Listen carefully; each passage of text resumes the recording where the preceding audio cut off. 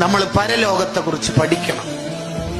300 വാളുകൾ കൊണ്ട് ഒന്നിച്ച് വെട്ടിയാൽ എത്ര വേദനയാണോ ഉണ്ടാവുന്നത്, ആ വേദനയാണ് ഒരു മനുഷ്യന്റെ മരണസമയത്ത് ഉണ്ടാവുക എന്ന് മുഹമ്മദുർ റസൂലുള്ളാഹി സ്വല്ലല്ലാഹു അലൈഹി വസല്ലം. സിമ്പിളായി ഒരു ഉദാഹരണം പറയാം. നമ്മുടെ തള്ളവിരൽ എടുക്കുക, എന്നിട്ട് ഈ തള്ളവിരലിന്റെ ഉള്ളിലേക്ക് ഒരു മൂർച്ചയുള്ള ആണി അടിച്ച് കയറ്റിയാൽ എത്ര വേദന ഉണ്ടാവും? നല്ല വേദന ഉണ്ടാവും. എന്താ കാരണം?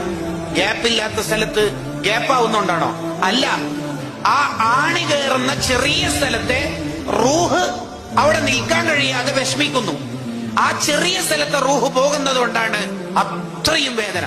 അപ്പൊ തല മുതൽ കാല് വരെയുള്ള റൂഹ് പോകുന്ന പ്രോസസ്സാണ് മരണം.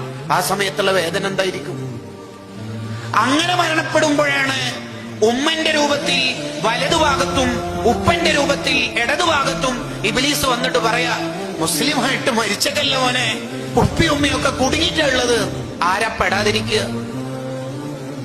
ആരാ അവിടെ പെടാതിരിക്കുക?